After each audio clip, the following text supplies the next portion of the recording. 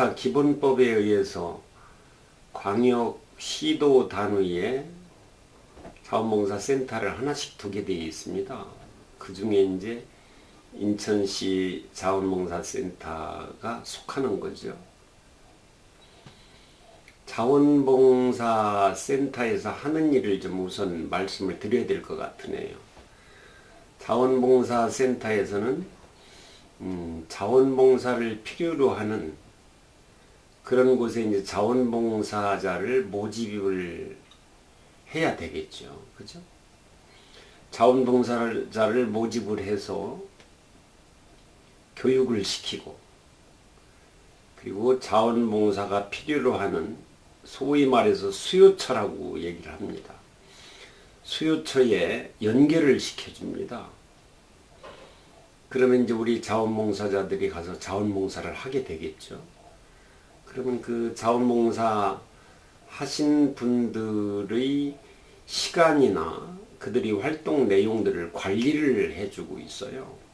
그래서 자원봉사센터는 간단하게 말씀을 드리면 자원봉사자를 모집을 해서 자원봉사 교육을 시키고, 그리고 자원봉사 할 곳과 연결을 시켜주고 그 자원봉사자들을 관리하는 곳입니다.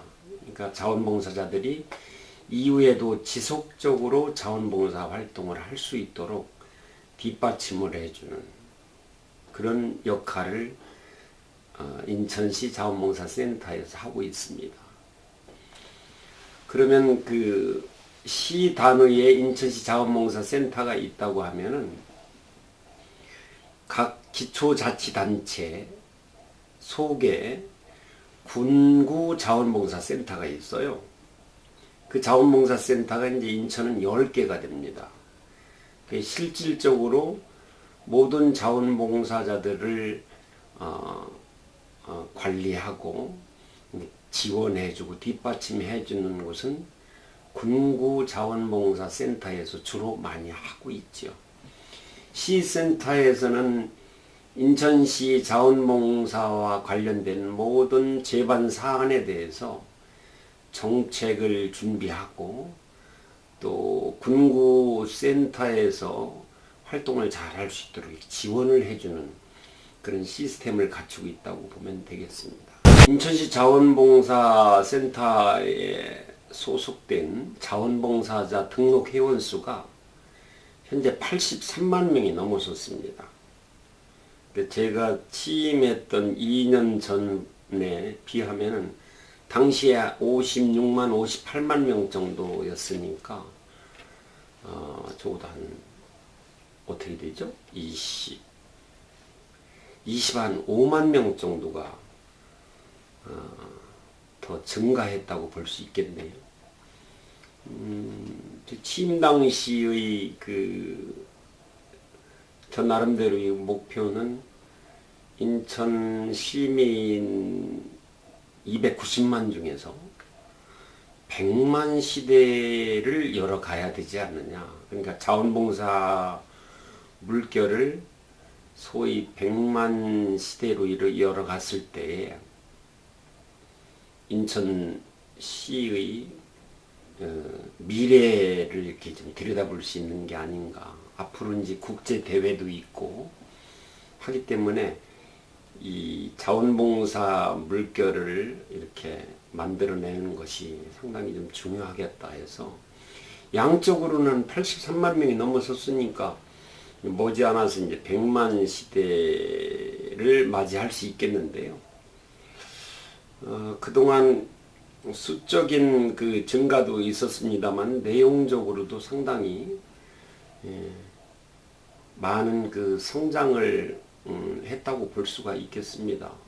내용적으로는 주로 사랑 가꿈, 가짜가 이제 집 가짜인데요.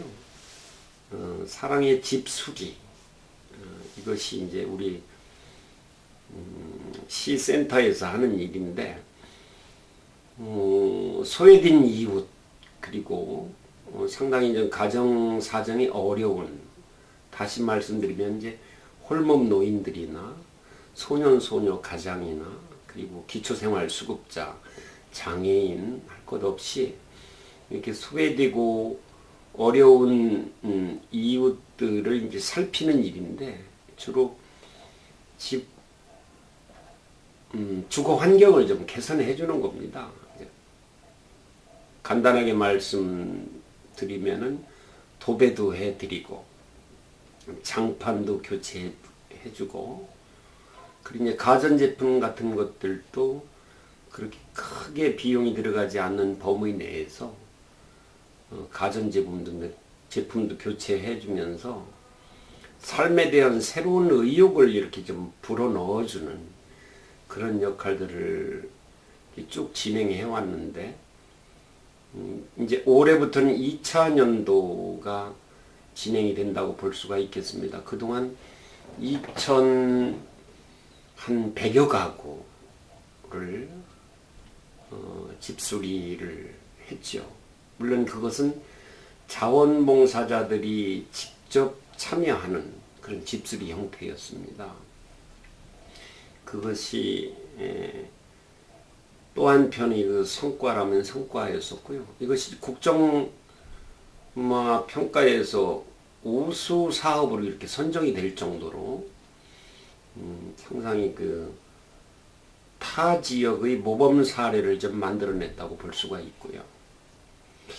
또 다른 측면에서 이제 수적인 증가를 아까 말씀드렸는데 대학생 봉사단을 발족을 해서 대학생들이 자원봉사 활동에 이렇게 좀 참여할 수 있는 그런 많은 그 영역 프로그램들을 좀 만들면서 대학생들도 사회에 이렇게 참여하면서 봉사활동을 많이 할 수 있도록 준비를 좀 했습니다. 그리고 한편은 어르신들의 인생 이모작이라고 할까요? 어르신들을 위한 자원봉사 활동이 활발히 진행이 됐다고 볼 수가 있습니다.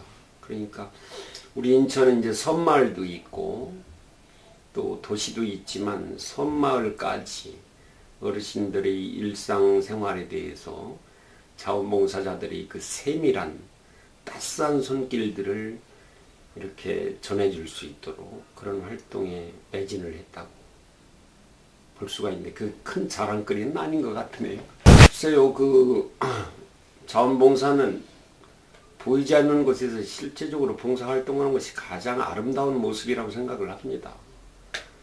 자랑할 것도 아니고 수많은 우리 자원봉사자들이 그렇게 봉사활동을 하고 계시니까 그분들에 비하면 아직도 저는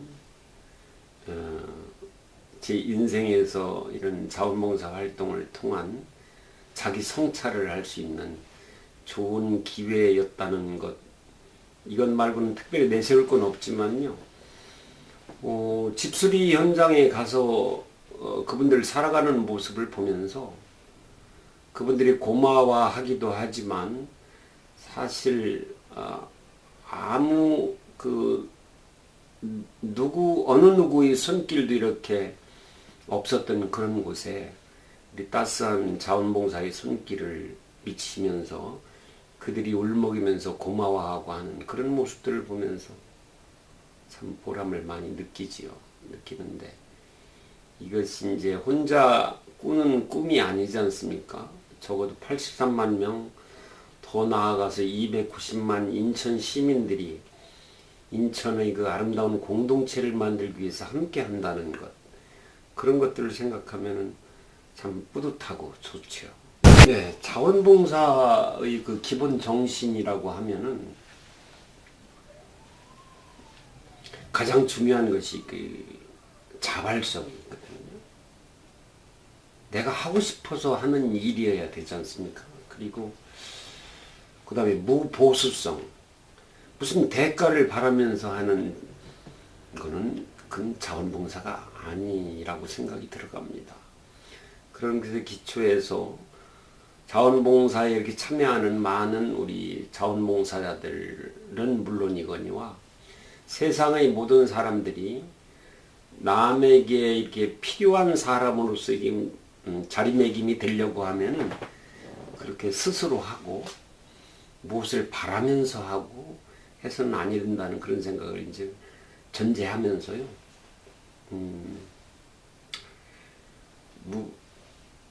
우리 사회에 보면은 그 자원봉사자로 참여하는 분들은 이게 고학력을 갖고 계시다든가 아니면은 직업적으로 보면은 상당히 뭐라고 할까요? 쉽게 말씀드리면 돈을 많이 벌으신 분들이라든가 오히려 그런 분들보다도 기층에 사시는 우리 서민들이 서로 돕고 도와가면서 살아가는 모습이 있다. 그런 것들을 느끼면서 이제 지식인들 그리고 많이 공부하고 또 돈을 많이 버신 이런 분들이 스스로 좀 많이 참여했으면 좋겠다는 그런 아쉬움을 늘 느끼고 있었습니다.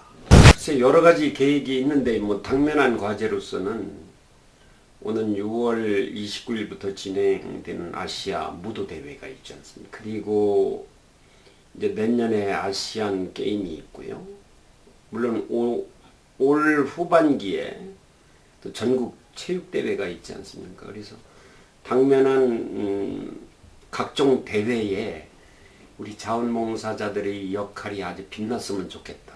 그리고 많은 사람들이 이렇게 국내 대회나 국제 대회에 인천의 위상을 좀 높여낼 수 있는 그런 쪽에 함께 뜻을 모았으면 좋겠다 하는 그런 생각을 가져보면서 앞으로 중장기적으로는 역시 우리 사회에서 가장 중요한 것은 어르신들의 문제라고 생각을 합니다. 2027년 정도만 되면 우리 사회가 노령 인구, 소위 65세 이상의 인구가 20% 이상을 차지할 것이라는 전문가들의 예상이 있는데요. 그 어르신들의 일자리를 함께 나누면서 만들어가는 문제라든가 그리고 어르신들이 노후 생활을 좀 행복하게 할 수 있도록 그 뒷받침을 해드리는 일들 그러기 위해서는 각종 프로그램들도 좀 많이 개발을 해야 될 것이고 어르신들도 스스로 제2 인생을 살아간다는 그런 그 긍지와 보람을 느끼실 수 있도록 우리 자원봉사자와 함께 할 수 있는 일을 찾아 나서는 것 그것이 가장 중요한 일이 아닐까 이런 생각이 들어가서 그쪽에 상당히 좀 방점을 찍고 어르신들 모시는 일, 또 어르신들이 제2 인생을 살아갈 수 있도록 함께 준비해 나가는 이런 일들이 가장 좀 중요할 것 같습니다. 네, 우리 83만 인천 자원봉사자들은 역시 천사들이십니다. 늘 저는 그분들을 뵈면 이제 가슴이 아주 뜨거워지는 그런 느낌들을 받는데 역시 아주 우리 사회에서 빛과 소금의 역할을 하시는 분들이라서 늘 고마움을 갖고 있고요. 이제 뭐 꼭 당부를 드리고 싶다는 것은 자원봉사를 하시면서 내가 행복해야만이 나와 함께 만나는 모든 시민들이 또 행복해질 것이다 하는 생각을 가지면서 늘상 이렇게 행복한 마음으로 자원봉사 활동에 임했으면 좋겠다 하는 그런 당부의 말씀을 드려듭니다.